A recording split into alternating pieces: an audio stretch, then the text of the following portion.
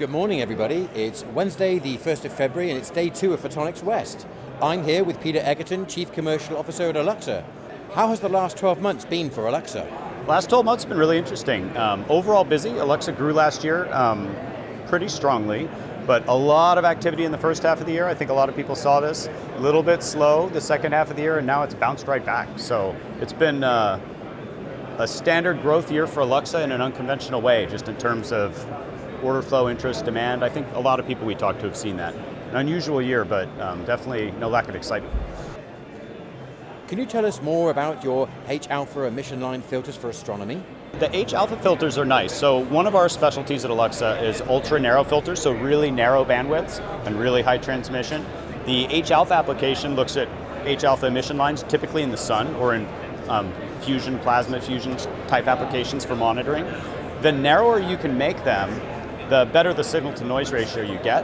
And so the two H-alpha filters we talked about this year in the media were, one filter is extremely narrow, but it has 5 cavities. So it has a lot of cavities, a lot of edge steepness and squareness. And the level of performance we saw, we haven't seen anywhere else. So we were really pleased to bring that to market. I think it could be useful in a lot of applications for a lot of people. And the other filter was 2 cavities, so not quite as square, but much, much narrower. So the fewer the cavities, the easier it is to make it really narrow. So they're good at discriminating different types of signals and spikes, and they're a good showcase of what makes Alluxa different as a company. We really like working on the difficult projects that push the technical envelope. Can you tell us about some of the other applications for your filters? Yeah, well that's one of the things about filters. There's a little bit of filters everywhere, right? So broadly across semiconductor, lithography, wafer patterning and inspection, life sciences, DNA sequencing, flow cytometry, PCR got a lot of news during the pandemic for reasons we all got to experience. Military, aerospace, communications, all these things. Filters kind of go everywhere. Is there an application area or bandwidth that Alluxa works in that the general public might not be aware of?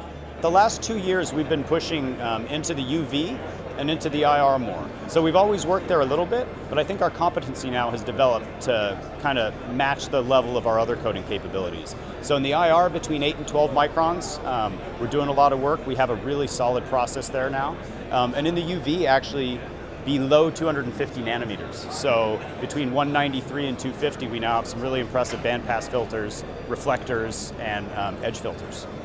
So Peter, how has your Photonics West experience been so far? The show's great. It exceeded my expectations so far, and I think no matter what happens for the rest of the show, it's bonus. The energy level is really high. It's back to that personal experience, making personal connections, and makes me really happy, actually.